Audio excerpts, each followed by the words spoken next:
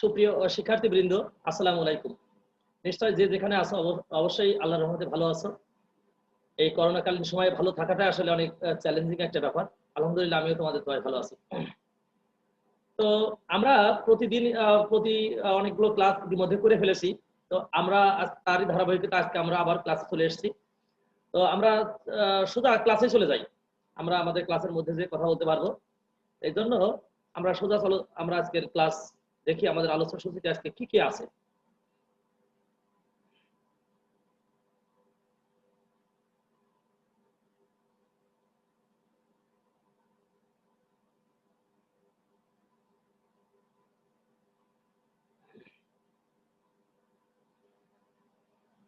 তো সুপ্রিয় শিক্ষার্থীবৃন্দ, জাতীয় বিশ্ববিদ্যালয়ের অনলাইন ক্লাসে আবারও সকলকে আমি স্বাগত জানাচ্ছি। করোনাকালীন শিক্ষা কার্যক্রম চলমান রাখার স্বার্থে জাতীয় বিশ্ববিদ্যালয়ের উদ্যোগে অনলাইন ক্লাসে সংযুক্ত হতে পেরে আমি আনন্দিত। আর করোনাকালীন সময়ে সকলকে স্বাস্থ্যবিধি মেনে চলার আহ্বান জানাচ্ছি।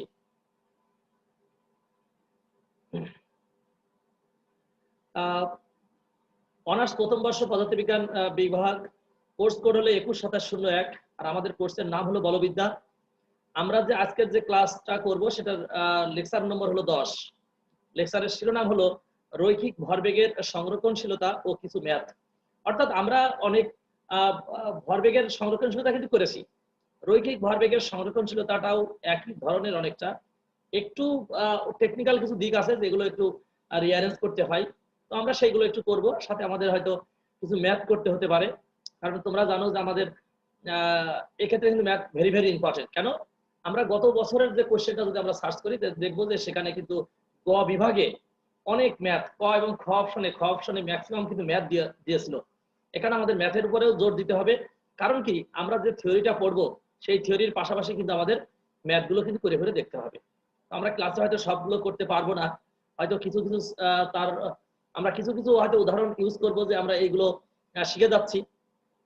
এই জন্য তোমাদের কাজ হবে আমরা যে সমস্ত টপিক গুলো পড়ে শেষ করতেছি সেই সকল টপিকের রিলেটেড যে সমস্ত ম্যাথ আছে এইগুলো কিন্তু তোমাদের করে ফেলতে হবে। তাহলে তোমাদের কিন্তু এই পড়ালেখার অর্থাৎ এই আমরা যে জিনিসটা শিখলাম সেটার সাথে কিন্তু প্রপারলি আমরা প্রয়োগ ঘটাতে পারবো। উইদাউট কিন্তু আমরা কিন্তু প্রয়োগ ঘটাতে পারবো না। শুধু আমরা থিওরি শিখবো, তাহলে কিন্তু থিওরির সাথে যে থিওরি কেন শিখবো সেই ম্যাথটা যদি আমরা ইউটিলাইজ করতে পারি তখন আমরা বুঝবো যে হ্যাঁ আমরা ওই থিওরিটা ভালো করে বুঝেছি। উইদাউট আমরা কিন্তু থিওরি বুঝবো বলে মনে হয় না। আর বুঝলেও কিন্তু আমরা পরীক্ষার হলে কিন্তু ডেলিভারি দিয়ে আসতে পারবো না। এই কারণে ওর সাথে লিঙ্ক করে কিছু ম্যাথ আমরা আজকে এখানে সাজানোর চেষ্টা করেছি। তো যাই হোক, এই পর্যায়ে আমি তোমাদের সাথে আছি বিএম নাহিদ নেওয়াজ, প্রভাষক পদার্থবিজ্ঞান বিভাগ। আর আমি বর্তমানে সরকারি এম কলেজ যশোরে কর্মরত রয়েছি। আমার ইমেল অ্যাড্রেস এখানে দেওয়া আছে nahid121phy@gmail.com। তো সুপ্রিয় শিক্ষার্থীবৃন্দ, তাহলে চলো সোজা আজকে আমাদের আলোচ্য সূচিতে কি কি আছে আমরা সেগুলো দেখে ফেলি। ঝটপট তোমাদের কাছে যে খাতাপত্র আছে সেগুলো নিয়ে বসে পড়ো। কারণ আমরা আসলে যদি মুখে মুখে শিখি তাহলে আসলে ওই শেখাটা কিন্তু আমাদের প্রপারলি হয় না। এই কারণে তোমাদেরকে আমি অনুরোধ করবো, যখন আমরা পড়বো তখন অবশ্যই তোমরা তোমাদের পড়ার টেবিলেই বসবা এবং পড়ার টেবিলে খাতা এবং কলম উভয়টা নিয়েই বসবে। তাহলে দেখবা যে তোমাদের পড়ালেখার সাথে কিন্তু তোমরা যখন পড়বা লিখবা, আমি যখন বলবো তখন কিন্তু তোমরা নিজেরাই কিন্তু অনেক জিনিস আছে, যখন অন্তরীকরণ আসে, সমাকলন আসে, তোমরা কিন্তু নিজেরাই করে করে ওই জিনিসগুলো দাঁড় করাতে পারবা। এই কারণে আমি তোমাদেরকে অনুরোধ করব যে অবশ্যই খাতাপত্র নিয়ে বসবে। তো আজকের আলোচ্য সূচিতে আমাদের কি কি আছে দেখে আসি। কণা ব্যবস্থার ক্ষেত্রে একটি কণার রৈখিক ভরবেগের সংরক্ষণশীলতার নীতি প্রমাণ করতে হবে। কর্মদক্ষতা ও শক্তির সংরক্ষণশীলতা সংশ্লিষ্ট ম্যাথ আমাদেরকে শিখতে হবে। তো ঠিক আছে, তাহলে চলো আমরা আমাদের আজকের ক্লাসে সোজা চলে যাই।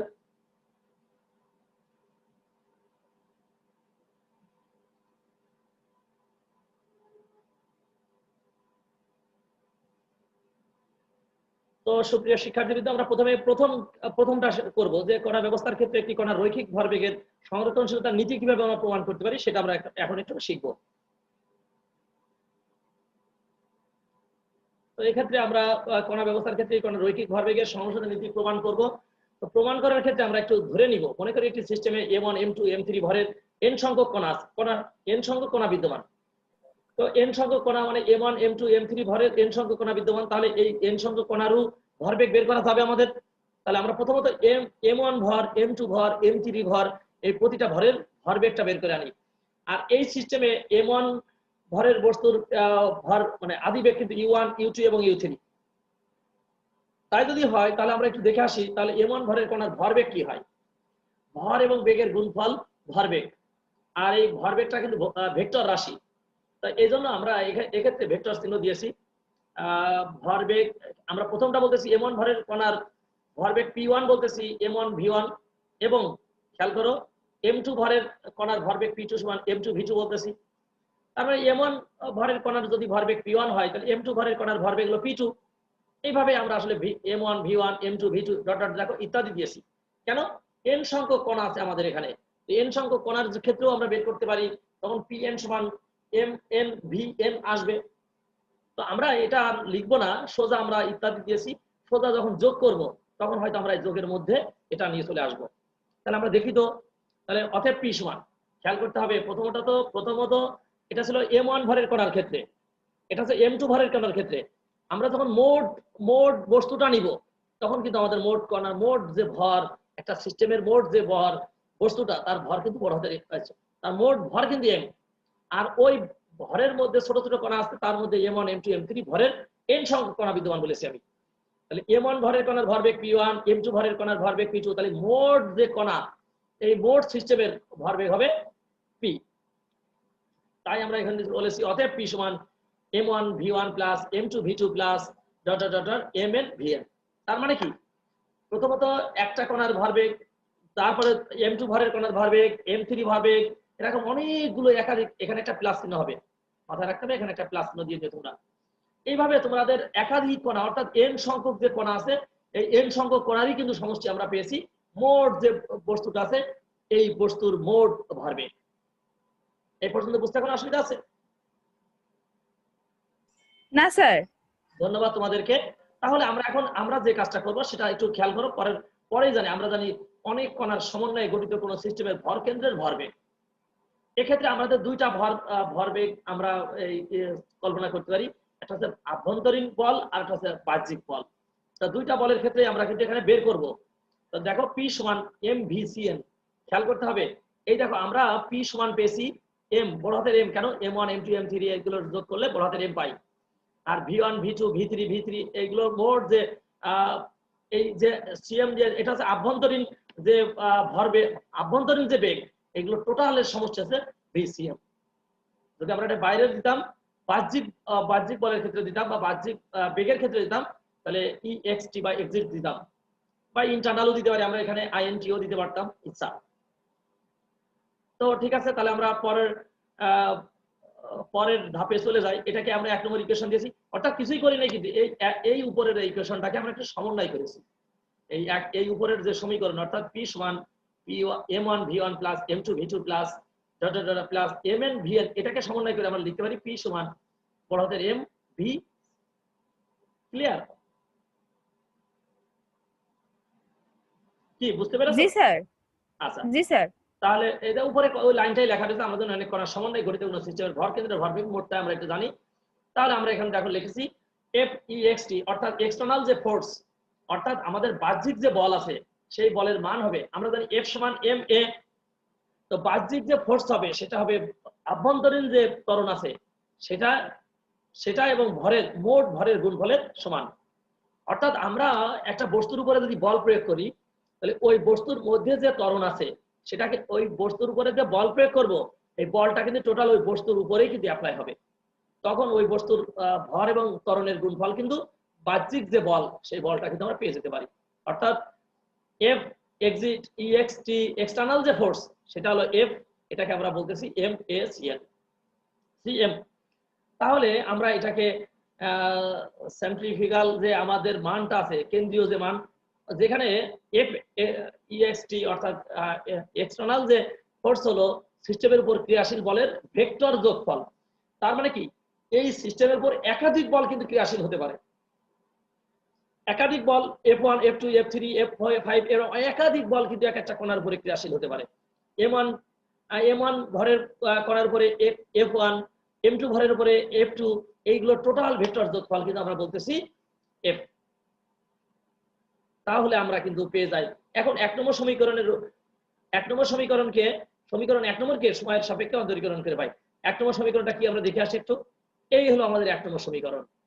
এই 1 নম্বর সমীকরণকে বলতেছে যে সময়ের সাপেক্ষে অন্তরীকরণ করতে হবে, সময়ের সাপেক্ষে। তাহলে আমরা এটা করে আসি, দেখি। এই দেখো, ওইখানে ছিল পি সমান এম ভি সিএম ছিল, আমরা সেটাকে করেছি কি সময়ের সাপেক্ষে উভয় পাশে ডি বাই ডিটি, এই পাশেও ডি বাই ডিটি।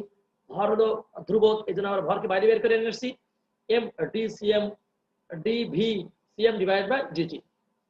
কিছুই করিনি কিন্তু আমরা শুধুমাত্র ডিফারেন্সিয়েট করার চেষ্টা করেছি, অর্থাৎ অন্তরীকরণ করার চেষ্টা করতেছি। তো আমরা জানি যেন বস্তুর মানে বেগের পরিবর্তনের হারকে ত্বরণ বলা হয়। এই দেখো V CM divide by DT, এটা কিন্তু এই বেগের কিন্তু হার, অর্থাৎ বেগকে যদি সময়ের সাপেক্ষে ডিফারেন্সিয়েট করি বা অন্তরীকরণ করি বাংলায় যদি বলি, তাহলে আমরা কিন্তু ত্বরণ পাই। সেক্ষেত্রে কি ত্বরণ পাবো? আভ্যন্তরীণ যে ত্বরণটা আছে সেটাই আমরা পাবো। তাহলে আমরা এর পরের লাইনে সোজা লিখতে পারি ডিপি বাই ডিটি সমান এম এ সিএম। এই দেখো এ, তাহলে এটা কি, এই এটা কিন্তু আমরা ওই 2 নম্বর সমীকরণ থেকে পেয়েছি। এই দেখো 2 নম্বর সমীকরণে আছে এম, সরি এটা তো ডিভি বাই ডিটি, খেয়াল করো একটু মিস্টেক হয়ে গেছে। এই যে ডিভি বাই ডিটি, এটা তো সি এ, আমরা জানি ত্বরণ সমান এ ডিভি বাই ডিটি, এ সমান ডিভি বাই ডিটি, এইগুলোও কিন্তু আমরা ক্লাসে পড়েছি। তোমরা যদি 1 নম্বর 2 নম্বর বা 3 নম্বর ক্লাসের দিকে লক্ষ্য করো, তাহলে কিন্তু তোমরা অনায়াসে কিন্তু এখানে এই ডিফারেন্সিয়েট গুলো আমরা অনেকবার কিন্তু করেছি। সুতরাং তোমরা যদি প্রতিটা ক্লাস যদি নজর দাও, প্রতিটা ক্লাসের দিকে মনোযোগী হও, তাহলে কিন্তু এইগুলো তোমাদের জন্য খুব বেশি কষ্টের কারণ হবে না। তোমরা অনায়াসে কিন্তু এইগুলো তোমরা সলভ করে বাড়ি চলে আসতে পারবা। আমরা এর পরের ধাপে যে কি করতেছি খেয়াল করো। এখন সমীকরণ 2 নম্বরে কি পেয়েছি, ওই দেখো এম এ সি এন এর একটা মান আছে, সি এম এর মান আছে, ওই মানটা আমরা বসাবো এফ ই এক্স টি, এক্সটার্নাল যে ফোর্স এফ, এই মানটা আমরা এখানে বসাই দিয়েছি। কিছুই করিনি। এই 2 নম্বর সমীকরণের ডান পক্ষে দেখো এম এ আছে, এই পাশেও দেখো এম এ আছে, এই মানটা সমান এফ এক্সিট ই এক্স টি, ওই এক্সটার্নাল যে ফোর্স, ওই ফোর্সের মান হলো এফ, ওইটাই আমরা এখানে বসাই দিয়েছি। বাহ্যিক যে বল সেটা হলো এফ, আমরা বলতেছি ডিপি বাই ডিটি সমান বাহ্যিক বল, আর কিছুই করিনি। তাই যদি হয় আমরা এখানে কিন্তু একটা লিখে ফেলতে পারি, অতএব কোন সিস্টেমে কোন মোট রৈখিক ভরবেগের পরিবর্তনের হার উহার উপর ক্রিয়াশীল লব্ধি বাহ্যিক বলের সমান। মনে রেখো কোশ্চেন কিন্তু এখানেও এসে থেমে যেতে পারে। কোশ্চেন কিন্তু তোমাকে এটাও দিতে পারে যে প্রমাণ করো যে বা দেখাও যে কোন সিস্টেমে, কোন কণা সিস্টেমে মোট রৈখিক ভরবেগের পরিবর্তনের হার উহার উপর ক্রিয়াশীল লব্ধি বাহ্যিক বলের সমান। তোমার কিন্তু প্রশ্ন কিন্তু এখানে এসেও থেমে যেতে পারে, তাহলে তোমাকে কিন্তু তখন এখানে প্রমাণ করতে হবে। কিন্তু আমরা প্রমাণ করতেছি রৈখিক ভরবেগের সংরক্ষণশীলতা। তাহলে আমরা দেখবো যে রৈখিক ভরবেগ কোনটা, এই পিটা সংরক্ষণ থাকে কিনা সেটা আমরা একটু খেয়াল করবো। কি এই পর্যন্ত কি সবাই বুঝতে পেরেছো? জি স্যার। ওকে, গুড। তাহলে আমরা পরে দেখি ওই ইকুয়েশনটা আবার একটু আমরা তুলে নিয়ে আসবো। আমরা জানি বাহ্যিক বলের মান এফ সমান যদি 0 হয়, কেন 0 হবে? কারণ আমরা জানি বাহ্যিক বলের মান যদি আমরা 0 করি তাহলে কি ঘটনা ঘটে সেটা আমরা একটু লক্ষ্য করব। সমীকরণ 3 নম্বর থেকে আমরা অনায়াসে লিখতে পারি ডিপি বাই ডিটি সমান 0 হবে। কেন? কারণ হলো 3 নম্বর সমীকরণে আছে ডিপি বাই ডিটি সমান এফ, তাহলে এফ এর মান 0, তাই এফ এর মান 0 আমরা বসাইছি অলরেডি। তাহলে পি সমান ধ্রুবক। কিভাবে ধ্রুবক হবে?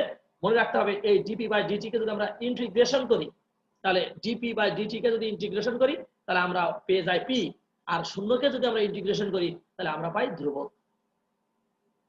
আমি কি বুঝাতে পারছি? জি স্যার।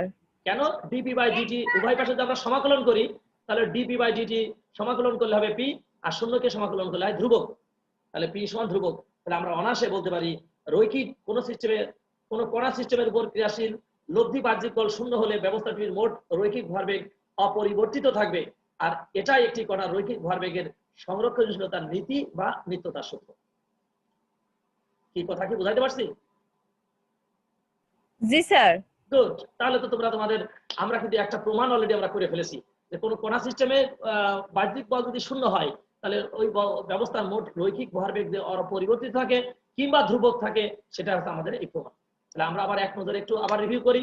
সেটা হচ্ছে আমরা প্রথমত একটা বস্তু নিয়েছি, সেই বস্তুর বিভিন্ন একটা ভর নিয়েছি, সেটা হচ্ছে এম, আর ওই এম ভরের বস্তুর মধ্যে অনেকগুলো কণা আছে, M1 M2 M3 M4 M4 dot dot dot Mn পর্যন্ত, মানে n সংখ্যক কণা বিদ্যমান তার মধ্যে। আর এই n সংখ্যক কণারও ভরবেগ আছে, তাহলে m, এবং তাদের বেগ হলো v1 v2 v3 এরকম করে vn পর্যন্ত। তাহলে আমরা অনায়াসে লিখতে পারি m1 ভরের বস্তুর ভরবেগ হলো m1 v1, m2 এর জন্য m2 v2, এইগুলোকে আমরা একত্রিত যোগ করলে আমরা ওইখান থেকে p এর মানটা পেয়ে যাই। আর এই p এর মানটা যখন আমরা পেয়ে যাই তখন কিন্তু আমরা অনায়াসে আমরা ওইখানে কিন্তু বাহ্যিক বলের একটা মানও বের করে আনতে পারি। বাহ্যিক বল সমান F সমান ma, আর ওই mটা থাকলো পরবর্তীতে আমরা যখন ওই p সমান যে আমরা mv পেয়েছি ওইটা কিন্তু আমরা সময়ের সাপেক্ষে ডিফারেন্সিয়েট করি, তাহলে ওইখানে কিন্তু অনায়াসে ত্বরণের মানটা আমরা বসাতে পারি। বসালেই যখন আমরা f এর মান বসাবো তখন আমরা কিন্তু বাহ্যিক বল যখন অনুপস্থিত থাকবে তখন বাহ্যিক বলের মান যখন শূন্য বসাই তাহলে আমরা সেই ইকুয়েশন কিন্তু আমরা এই যে আমাদের স্ক্রিনে তোমরা দেখতে পাচ্ছ f এর মান শূন্য, তাহলে আমরা ওখান থেকে অনায়াসে বের করতে পারি p এর মান ধ্রুবক। অর্থাৎ ইন্টিগ্রেশন বা সমাকলন করলে p dp বাই dt এর সমাকলন করলে p আর শূন্যের সমাকলন করলে ধ্রুবক হয়। তাহলে আমরা অনায়াসে তখন বলতে পারি যে কোন কণা সিস্টেমের উপর ক্রিয়াশীল লব্ধি বাহ্যিক বল শূন্য হলে ব্যবস্থাটির মোট রৈখিক ভরবেগ অপরিবর্তিত থাকবে। এটা হচ্ছে কণার রৈখিক ভরবেগের সংরক্ষণশীলতার নীতি বা নিত্যতার সূত্র। কি ক্লিয়ার ব্যাপারটা? জি স্যার। জি স্যার। ধন্যবাদ। তাহলে তোমাদেরকে আমরা পরবর্তী আরেকটা এখানে একটা সলভ দেওয়া আছে, এটা কিন্তু বিভিন্ন বোর্ডের আমরা এই কোশ্চেনটা কিন্তু একবার আসছে 2000 সম্ভবত 2016 কি 2015 আমার ভালো এক্সাক্ট নাই, ওই সময় এই কোশ্চেনটা আসছিল যে m ও m2 ভরের দুটি কণিকা এদের ভরকেন্দ্র যথাক্রমে x1 x2 দূরত্বে অবস্থিত। অর্থাৎ ভরকেন্দ্র থেকে এই m1 m2 ভরের বস্তু কণার দূরত্ব হলো x1 x2, তাহলে দেখা যায় x1 বাই x2 সমান m2 বাই m1। তাহলে আমরা একটু দেখে আসতে পারি এটা আমরা কিভাবে প্রমাণ করতে পারি। ওই এখানে লিখেছি ভরকেন্দ্রতে m1 ও m2 ভর বিশিষ্ট কণার দূরত্ব যথাক্রমে x1 ও x2, যা আমার অলরেডি ওই ইকুয়েশনের মধ্যে দিয়ে রেখেছে। অর্থাৎ আমার প্রশ্নের মধ্যে কিন্তু এই ইনফরমেশন দিয়ে রেখেছে, আমরা সেই ইনফরমেশন দিয়ে এখন কাজ করতেছি। তাহলে আমরা অনায়াসে লিখতে পারি x cm x যে আমাদের যে আভ্যন্তরীণ যে আছে x আছে, আভ্যন্তরীণ যে দূরত্বটা সেটা হলো m1 x1। এটা কিন্তু আমরা পাই কোথায় পাই, আমরা কিন্তু এর আগে কিন্তু এটা পড়েছি বস্তু কণার যে বস্তু প্রত্যেকটা কণার মধ্যবর্তী দূরত্বের যোগফল ডিভাইড বাই বস্তু কণার ভরের সমষ্টি। তাহলে আমরা কি পেয়েছি দেখো m1 x1 এটা হলো একটা বস্তুর ভর এবং মধ্যবর্তী দূরত্ব গুণফল যোগ m2 ভরের দুইটা ভর m2 into x2 divide by ওই কণাদ্বয়ের ভরের সমষ্টি divide by m1 plus m2। এটাকে তোমরা জানি। তাহলে এটা আমরা আড়াআড়ি গুণ করে দেখি কি হয়, x cm সমান m1 plus m2 সমান m1 x1 plus m2 x2। আমরা অনায়াসে কিন্তু কিছুই করিনি, এই ইকুয়েশনটা শুধু আড়াআড়ি গুণ করেছি। আড়াআড়ি গুণ করার পরে যদি আমরা এটাকে কোনোভাবে কিছু কাটছাট করতে পারি কিনা সেটা আমাদের এর মধ্যে থেকে আসলে নির্ণয় করতে হবে। কি করতে হবে দেখো, একটা স্টেটমেন্ট আমরা জানি পুরো সিস্টেমের মোট সমগ্র ভর কেন্দ্র দিয়ে নিম্নমুখী হয় ভর ভ্রামক। ভর ভ্রামক মানে ভরের সমষ্টি শূন্য হয়। ভালো করে খেয়াল করতে হবে, সিস্টেমের সমগ্র ভর কেন্দ্র দিয়ে নিম্নমুখী হয়। আমরা যদি কোনো বস্তুকে যদি কোথাও রেখে দিই সেই ভর কিন্তু সবসময় সমগ্র ভর কিন্তু তার নিম্নমুখী হয়। তোমাদের যার মাইক্রোফোন অন আছে একটু মাইক্রোফোনটা দয়া করে বন্ধ করে ফেলো, মাইক্রোফোন অনেকের শব্দ সাউন্ড করতেছে। আমি আবারও খেয়াল করে শোনো, সিস্টেমের সমগ্র ভর কেন্দ্র দিয়ে নিম্নমুখী হয়। কেন্দ্র দিয়ে নিম্নমুখী কেন হবে? কেন আমরা জানি এই যে ভর কেন্দ্র যখন আমরা তার সমস্ত ভর কিন্তু কেন্দ্রে কেন্দ্রীভূত আছে বলে ধরে নিই, আর এই সমস্ত ভর কেন্দ্র যখন কেন্দ্রীভূত আছে সেটা কিন্তু নিম্নমুখী হয়, আর তখন তার ভ্রামক অর্থাৎ ভর ভ্রামক কিন্তু তখন শূন্য হয়। ভর ভ্রামকটা কি? ভরগুলোর সমষ্টি কিন্তু শূন্য হয়। তাহলে আমরা লিখতে পারি x cm m1 plus m2 সমান শূন্য। তাহলে আমরা যদি এটা যদি শূন্য হয় তাহলে 1 নম্বর সমীকরণের ডান পক্ষও শূন্য হবে, অর্থাৎ m1 plus x1 plus m2 plus m2 into x2 সমান শূন্য হয়। কেন? বাম পক্ষ শূন্য, আমরা এই বাম পক্ষ যে শূন্য এটা আমরা ওই 1 নম্বর ইকুয়েশনে বসাতে পারি। তাহলে 1 নম্বর, তাহলে সমীকরণ 1 নম্বর হতে আমরা পাই m1 x1 plus m2 x2 সমান শূন্য। কি বুঝতে অসুবিধা আছে কারণ? না স্যার। গুড। তাহলে আমরা এটাকে ডান পাশে একটু শিফট করে দিই, m1 x1 সমান মাইনাস m2 x2। এটা কিন্তু আমরা একটু উপরে নিচেই ট্রান্সফার করি, দেখো তাহলে x1 বাই x2 সমান মাইনাস m2 বাই m1 হয়। কিন্তু আমাদের প্রমাণের ক্ষেত্রে দিকে খেয়াল করে দেখো আছে x1 বাই x2 সমান m2 বাই m1।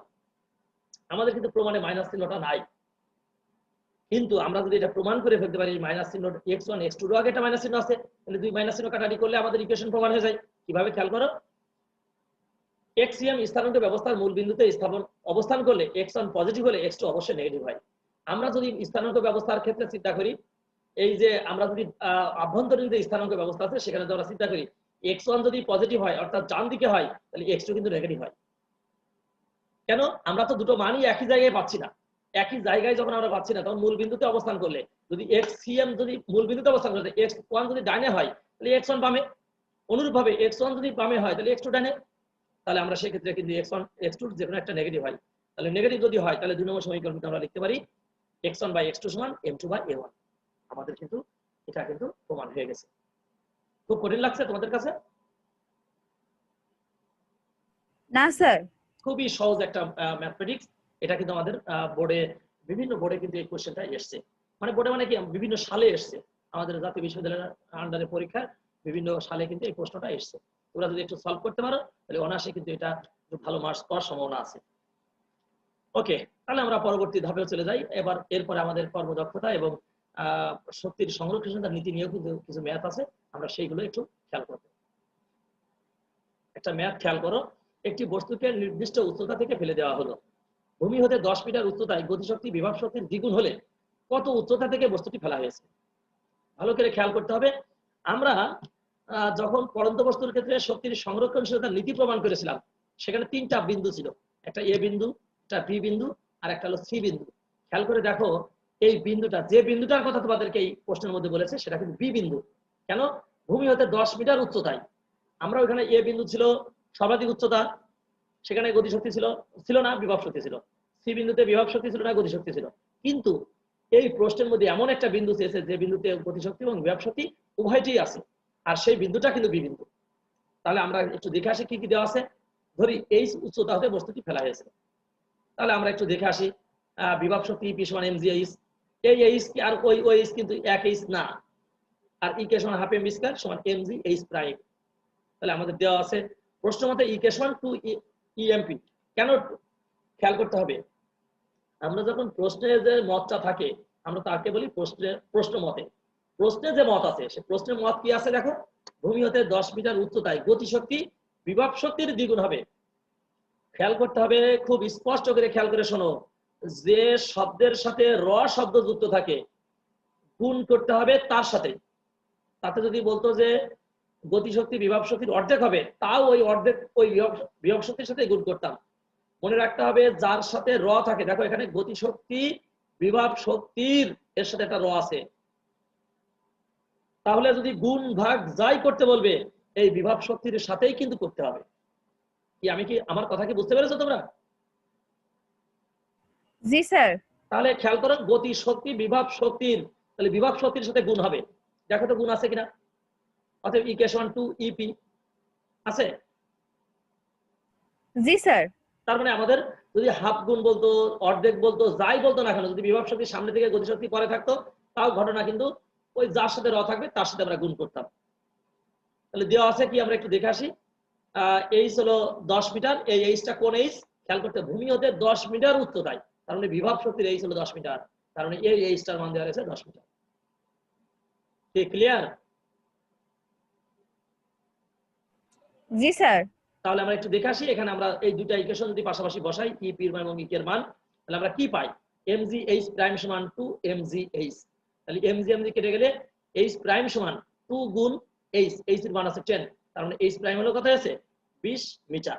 আমরা h প্রাইম এর মান যদি পেয়ে যাই তাহলে h এর মান দেওয়া আছে আমরা জানি মোট, এটা হলো ই কে এর h। ই কে এর h হলো উপর থেকে যত দূরত্ব অতিক্রম করেছে, আর ভূপৃষ্ঠ থেকে যত উচ্চতা আছে সেটা হলো আমাদের এই h। তাহলে মোট h কত? এইচ আর এইচ প্রাইমের যোগফল। কি বুঝতে অসুবিধা হচ্ছে? স্যার 30 হবে। ইয়েস, এই যে 20। তাহলে এইচ প্রাইমটা হলো সর্বাধিক উচ্চতা থেকে, অর্থাৎ ওই যে কত উচ্চতা থেকে বস্তুটি ফেলা হয়েছিল সেই উচ্চতা থেকে একটা নির্দিষ্ট বিন্দু পর্যন্ত হলো এইচ প্রাইম। কোন বিন্দু পর্যন্ত? এই যেখানে গতিশক্তি বিভব শক্তি দ্বিগুণ হয়েছে সেই পর্যন্ত হলো এইচ প্রাইম হলো 20 মিটার। আবার ভূপৃষ্ঠ থেকে 10 মিটার উচ্চতা হলো ওই বিন্দুটা অবস্থান করছে। তাহলে মোট দূরত্ব হলো 20 + 10 = 30 মিটার। বিভব শক্তির এইচ এবং গতি শক্তির এইচ এই দুটোর যোগফল হবে মোট এইচ। এই কথা কি বুঝাতে পারছি আমি? জি স্যার। এটাই কিন্তু আমরা ওই থিওরিটি। ধন্যবাদ তোমাদেরকে। খুব ইজিলি কিন্তু আমরা এই সমস্ত ইকুয়েশনে কিন্তু প্রমাণ করে ফেলতে পারি। এই পারা যাবে? জি স্যার। এই জাতীয়। এখন যে এই কোশ্চেনটাই তোমাদের পরীক্ষায় দিবে এটা এরকম কিন্তু ব্যাপার না। ব্যাপারটা হচ্ছে এরকম যদি দিত একটি বস্তুকে নির্দিষ্ট উচ্চতা থেকে না দিয়ে বলতো যে একটি বস্তুকে 30 মিটার উচ্চতা থেকে ফেলে দেওয়া হলো। ভূমি হতে 10 মিটার উচ্চতায় গতিশক্তি বিভব শক্তির দ্বিগুণ হলে বস্তুটি কত উপর থেকে কত দূরত্ব অতিক্রম করবে, অথবা এরকম ভূমি থেকে 10 মিটার না বলে বলতো ভূমি হতে কত মিটার উচ্চতায় গতিশক্তি বিভব শক্তির দ্বিগুণ হবে। অনায়াসে কিন্তু তুমি তখন তখন যদি তোমার এই এইচটা সাইলেন্ট থাকতো তখন ধরে নিতাম মোট উচ্চতা এইচ, তাহলে ওই মোট উচ্চতা এইচ না ধরে 30 মিটার দেওয়া রয়েছে, সেখান থেকে কিন্তু একটা নির্দিষ্ট দূরত্বে এসে এই বিভব শক্তি এইচ শক্তি ধরে নিলাম এক্স অথবা এইচ ধরে নিলে তখন এইচ মাইনাস এক্স এর মানটা ওখান থেকে 30 মাইনাস এক্স, নিচেরটা হতো 30 মাইনাস এক্স, যদি উপরটা এক্স ধরতাম তাহলে নিচেরটা হতো 30 মাইনাস এক্স। এইভাবে কিন্তু আমরা এই ইকুয়েশন থেকেও ওই মোট উচ্চতা বা অথবা নিচ থেকে কত দূরত্ব উপর থেকে কত দূরত্ব এটা কিন্তু আমরা বের করতে পারতাম। আমি অনেক দ্রুত বলেছি কথাগুলো, এটা ধরতে হবে তোমাদেরকে।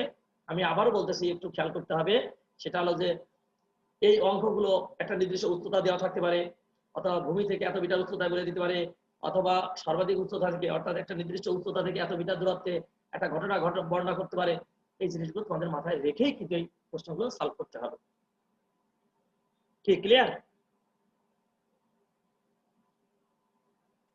জি স্যার। ওকে, তাহলে আমরা একটু দেখি এর পরবর্তীতে আরো আরো কি ম্যাথ আছে আমরা একটু দেখে আসি। বলছে একটি কুয়া থেকে ইঞ্জিনের সাহায্যে প্রতি মিনিটে 1000 কেজি পানি 10 মিটার গড় উচ্চতায় উঠানো হয়। যদি ইঞ্জিনটির ক্ষমতা 40% নষ্ট হয় তবে এর ক্ষমতা নির্ণয় করো। তার মানে এর কর্মদক্ষতা দেওয়া রয়েছে, ইঞ্জিনটির ক্ষমতা হলো 40% নষ্ট হয়। তাহলে আমরা একটু দেখতে পারবো যে 40% যদি নষ্ট হয় তাহলে ইঞ্জিনটি আসলে কর্মক্ষম কত পার্সেন্ট, এটা আমাদেরকে বের করে আনতে হবে। খুব ভালো করে খেয়াল করতে হবে, ইঞ্জিনটির ক্ষমতা 40% নষ্ট হয় তাহলে অ্যাক্টিভ আছে কত পার্সেন্ট, কার্যকর আছে কত পার্সেন্ট, সেটা কিন্তু আমাদেরকে বের করতে হবে। সেখান থেকেই আমার এই ক্ষমতাটা বের করতে হবে। তাহলে আমরা কি কি দেওয়া আছে একটু দেখে আসি। দেওয়া আছে কি কি, আমাদের ভর দেওয়া আছে 1000 কেজি। আমরা জানি বস্তুর ভর ওখানে বলা আছে, দেখো একটি কুয়া থেকে ইঞ্জিনের সাহায্যে প্রতি মিনিটে 1000 কেজি পানি, তাহলে এম এর মান 1000 কেজি, জি এর মান 9.8 metre per second square, H এর মান হচ্ছে 10 মিটার। এই দেখো 10 মিটার দেওয়া আছে, গড় উচ্চতায় উঠানো হয়। যদি এখানে গড় উচ্চতায় না বলে একটা পাইপের উচ্চতা বা সামথিং কিছু দিত তাহলে আমাদের কিন্তু গড় উচ্চতা বের করতে হতো। সেটা কিন্তু আমরা হয়তো অন্য কোনো ক্লাসে বা অন্য কোনো ভাবে শিখবো। তাহলে টি হলো কত হলো প্রতি মিনিটে, তার মানে টি হলো 60 সেকেন্ড। ইঞ্জিনটির ক্ষমতা 40% নষ্ট হয় তাহলে কার্যকর আছে কত পার্সেন্ট, 60%। 100 বিয়োগ 40% মানে হলো 60% কার্যকর আছে। এই কার্যকর যে 100 বিয়োগ 40 এটা এখানে তোমাকে দেখাতে হবে, আমি জাস্ট একবারে লিখে দিয়েছি। এই জন্য তুমিও এখানে একটু দেখায় করলে তোমাদের জন্য ভালো হয়, তাহলে বুঝতে সুবিধা হয়। কার্যকর ক্ষমতা 100 বিয়োগ 40 সমান 60%। আর বের করতে হবে পি সমান হট, পি এর মান বের করতে হবে। তাহলে আমরা একটু দেখি তো কি জানি। আমরা জানি, দেখো আমরা এখানে জানি একটা কার্যকর ক্ষমতা পি প্রাইম সমান পি গুণ 60/100%। খুব ভালো করে যদি এখানে তুমি খেয়াল করতে না পারো তাহলে এই অঙ্ক জীবনে ফিরে আসতে পারবো না। আমাকে কি বলেছে, এর ক্ষমতা নির্ণয় করতে বলেছে, তার মানে এর প্রদত্ত কত আছে। অর্থাৎ এই ইঞ্জিনটা প্রতি মিনিটে 1000 কেজি পানি 10 মিটার গড় উচ্চতায় ওঠানো হয়। যদি ইঞ্জিনটির ক্ষমতা 40% নষ্ট হয় তবে এর ক্ষমতা নির্ণয় করা মানে এর গায়ে কত লেখা আছে, এটার প্রদত্ত কত আর কার্যকর কত। কার্যকর হলো পি প্রাইম আর প্রদত্ত হলো পি। তাহলে আমরা জানি কার্যকর ক্ষমতা সমান প্রদত্ত ক্ষমতার কত পার্সেন্ট কাজ করতে পারবে সে, প্রদত্ত ক্ষমতার কত পার্সেন্ট কাজ করতে পারবে সে, প্রদত্ত ক্ষমতার 60% সে কাজ করতে পারবে। ভালো করে খেয়াল করতে হবে যে 100 টাকা নিয়ে কেউ বাজারে গেছে, বলছে সে 60 টাকা বাজার করতে পারবে, 60% সে বাজার করতে পারবে আর 40% সে বাজার করতে পারবে না, 40% নষ্ট হবে টাকা। তাহলে সে আসলে কার্যকর আছে তার কত পার্সেন্ট, কার্যকর আছে কয় টাকা, 60 টাকা। ভালো করে, কিন্তু সে নিয়ে গেছে কিন্তু 100 টাকা, কিন্তু কার্যকর থাকবে, যে বলেছে 40% নষ্ট হবে টাকা, তাহলে কার্যকর থাকবে 60 টাকা। এটা প্রদত্ত ক্ষমতা ছিল কত, 100 টাকা, ওই 100 60%। আচ্ছা, এটা কি বুঝতে অসুবিধা হয়েছে কারণ? না স্যার। এইটা কিন্তু খুব ইম্পর্টেন্ট ভাইটাল, যে তুমি কার্যকর ক্ষমতাকে পি প্রাইম দ্বারা প্রকাশ করছো আর এই পিটা কিন্তু প্রদত্ত ক্ষমতা। খুব ভালো মনে রাখতে, পিটা কি বলো, প্রদত্ত ক্ষমতা, ওইটাই আমাকে বের করতে হবে। আর এই পি প্রাইমের মান কিন্তু আমরা জানি, এই পি প্রাইম মান হচ্ছে mgh, কারণ কার্যকর কতটুকু আছে, এই পানি দিয়ে এই কতটুকু পানি কত মিনিট ধরে তুলবে, এটা দিয়ে আমি কিন্তু অনায়াসে কিন্তু কার্যকর ক্ষমতা বের করে ফেলতে পারি। দেখো তাহলে আমরা জানি পি প্রাইম সমান mg h বাই টি। তাহলে এই 2 নম্বর সমীকরণের উভয় পাশে 1 এবং 2 নম্বরের বাম পাশে পি প্রাইম আছে, আমরা উভয়টা পরস্পর সমান করব। একটা আছে পি প্রাইম বামে আছে 1 নম্বরের, 2 নম্বরের বামেও পি প্রাইম আছে। তাহলে ডান পক্ষ যদি আমরা সমান করি 1 নম্বর 2 নম্বর সমীকরণ হতে পাই mg h বাই টি সমান p গুণ 60/100। বুঝতে কোনো অসুবিধা আছে?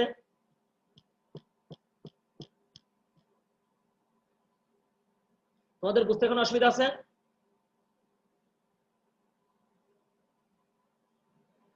কি কথা বলো? এই লাইনটা কি কোনো বুঝতে অসুবিধা আছে? না স্যার। ওকে, ধন্যবাদ। তাহলে তোমাদেরকে আমরা সোজা এখান থেকে পি এর মান বের করব। এই পি এর মান আমরা এখন বের করব। পি এর মান, তাহলে এম এর মান দেওয়া রয়েছে, ডান পাশে খেয়াল করে দেখো এম এর মান দেওয়া রয়েছে, জি এর মান দেওয়া রয়েছে, এইচ এর মান দেওয়া রয়েছে, টি এর মান দেওয়া রয়েছে। অনায়াসে কিন্তু আমরা পি এর মান বের করতে পারি। কি পারবো না আমরা?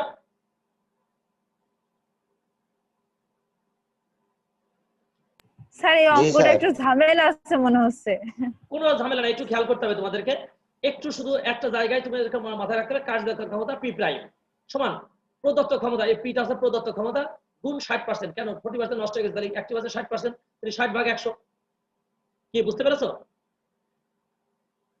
জি স্যার। তাহলে এখন আমরা জানি কার্যকর ক্ষমতার ফর্মুলা আমরা জানি একটা, পি প্রাইম সমান mgh বাই টি। এই দুই পাশে দেখো বাম পাশে পি পি আছে ফেলে দিলাম, অথবা এই পি প্রাইম মানে এই পাশে বসাইছি। এই ঠিক আছে কিনা এবার? জি স্যার। গুড। তাহলে আমরা কিন্তু অনায়াসে এখানে পি এর মান বের করে ফেলতে পারি। এখন কিভাবে? ওই মানগুলো এখন বসাও। mgh বাই টি সমান পি গুণ 60/100। একটু আড়াআড়ি গুণ করে নাও। পি সমান, এই যে আমি আড়াআড়ি গুণ করেছি, দেখো পি এর সাথে 60 আছে আর টি আছে, দেখো 60 আর টি আছে পি এর সাথে। এইটা মাথায় রাখতে হবে যে কার সাথে কার গুণ আছে। mgh এর সাথে 100 গুণ আছে, এই যে mgh এর সাথে 100 আছে। এই মানগুলো এখন বসাও। এম এর মান 1000, জি এর মান 9.8, এইচ এর মান 10, আর এই উপরে তো 100 আছে, এই 100, আর এই টি হলো 60 সেকেন্ড, এই টি এর মান আছে 60 সেকেন্ড, আর এই উপরের ফর্মুলা এই 60, এই 60। তাহলে আমরা অনায়াসে এখানে কিন্তু পেতে পারি পি সমান 2722.22 ওয়াট। এই হলো আমাদের অ্যান্সার। এক্ষেত্রে আরো একটা কথা তোমাদেরকে বলে রাখতে পারি, ওই প্রশ্নের মধ্যে কিন্তু উল্লেখ করে দিতে পারে এর অশ্ব ক্ষমতা নির্ণয় করো। যদি শুধুমাত্র বলে এর ক্ষমতা নির্ণয় করো, তাহলে আমি এখানে এসে অ্যান্সার শেষ করবো, কোনো সমস্যা নাই। কিন্তু যদি প্রশ্নের মধ্যে বলে দেয় যে এর অশ্ব ক্ষমতা নির্ণয় করো বা হর্স পাওয়ার আমরা যেটাকে বলি 1 এইচপি, 1 হর্স পাওয়ার মানে হলো 746 ওয়াট। তাহলে আমরা যদি ওয়াট থেকে যদি হর্স পাওয়ারে যেতে হয়, তাহলে 746 দিয়ে আমাদের ভাগ দিতে হয়। আমরা অনায়াসে কিন্তু সেটাও দেখে আসতে পারি, সেটাও করে রাখতে পারি, কাজে লাগতে পারে কোনো এক সময়। তাহলে পি সমান 2722। আচ্ছা, এটা কিন্তু তোমরা গুণ করে দেখবা। আমার গুণ, আমি এখানে গুণ করেছি, আমার গুণ কিন্তু ভুলও হতে পারে, বলা যায় না। তারপরেও তোমরা যখন খাতাপত্র নিয়ে বসবা, তখন কিন্তু অবশ্যই এই গুণগুলো করে মানগুলো বসাবা, তাহলে তোমাদের বুঝতে সুবিধা হবে। তাহলে পি সমান 2722.22 ডিভাইড বাই 746। ওই দেখো ওয়াটকে যখন হর্স পাওয়ারে নিয়ে যাওয়া হয়, তখন 746 দিয়ে ভাগ দিতে হয়। আমরা ওই ভাগটা অনায়াসে করে ফেলতে পারি। পি সমান 3.65 হর্স পাওয়ার। তাহলে ওই ইঞ্জিনটির ক্ষমতা ছিল কত? 3.65 হর্স পাওয়ার, কিন্তু কার্যকর আছে কত পার্সেন্ট? এর 60%। অর্থাৎ 3.65 গুণ 60% করে ফেললে কার্যকর কত পার্সেন্ট আছে সেটা তুমি বের করে ফেলতে পারো। কার্যকর কত পার্সেন্ট আছে? এই 3.65 গুণ 60 ডিভাইড বাই 100। তাহলে ওই কার্যকর আছে কতটুকু কার্যকর থাকবে সেটাও কিন্তু তুমি এখান থেকে বের করে ফেলতে পারো। কি আমার কথা বুঝাইতে পারছি? জি স্যার, বুঝছি। তাহলে তো অসুবিধা নাই। এটাই ছিল আমাদের এইখানকার ম্যাথ। তো এইভাবে তোমাদের কিন্তু এই শুধু কি যে এই অঙ্ক যে এইটাই দিবে এরকম কিন্তু ভাবার কোনো সুযোগ নাই। এখান থেকে কিন্তু অনেকগুলো ম্যাথ থাকতে পারে, অনেকভাবে থাকতে পারে। একটা কুয়ার গভীরতা দিয়ে দিতে পারে, কুয়ার গভীরতার উপরে একটা পাইপ দিতে পারে, এই পাইপের উচ্চতা মানে পাইপের উচ্চতা আর কুয়ার গড় গভীরতা বের করে নিয়ে এই দুটো যোগ করলে মোট এইচ পাওয়া, তখন তুমি এইভাবে তোমাদেরকে এই ক্ষেত্রে এইগুলো তোমাদের কিন্তু এইচএসসি লেভেলেও কিন্তু এই অঙ্কগুলো ছিল।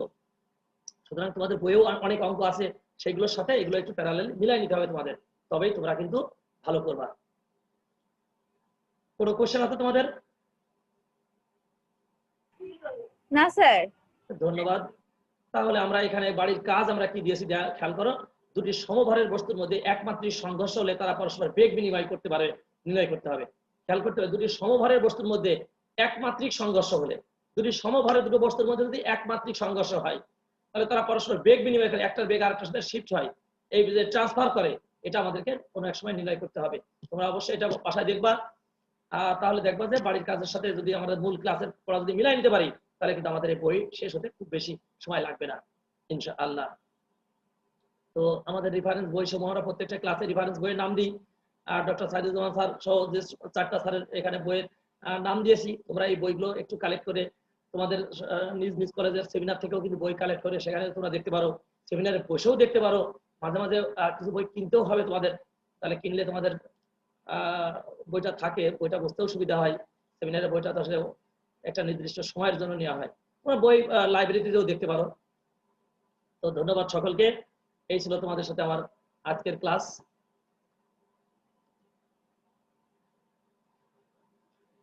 তো সুপ্রিয় শিক্ষার্থীবৃন্দ, আমরা প্রতিটা ক্লাস, অনেকগুলো ক্লাস কিন্তু ধীরে ধীরে ধীরে ধীরে কিন্তু আমরা বেশ কিছু ক্লাস শেষ করে ফেলেছি। এই জন্য তোমাদের কাজ হবে প্রতিটা ক্লাস যদি তোমরা সুন্দরভাবে দেখে সে অনুপাতে বাড়ির কাজ সহ যে জিনিসগুলো দেওয়া আছে এইগুলো যদি তোমরা কমপ্লিট করতে পারো, আমার বিশ্বাস যে তোমাদের এই পদার্থবিজ্ঞানের এই বলবিদ্যা যে বইটা, এই বইয়ে তেমন কোনো অসুবিধা হবে না ইনশাআল্লাহ। তোমরা এই করোনাকালীন সময়ে আমাদের যে জাতীয় বিশ্ববিদ্যালয় যে প্রোগ্রাম নিয়েছে, এই প্রোগ্রামের সাথে তোমরা একত্রিত থাকো, বাসায় বসে বসে এই পড়ালেখাগুলো একটু রিভাইজ করো, সাথে মিলাই নাও, বইপত্র নিয়ে এর সাথে যদি একটু মিলাই নিতে পারো, তাহলে ইনশাআল্লাহ তোমাদের কোনো অসুবিধা হবে না। সবাই ভালো থাকো, সুস্থ থাকো, সবাই সবার জন্য দোয়া রেখো।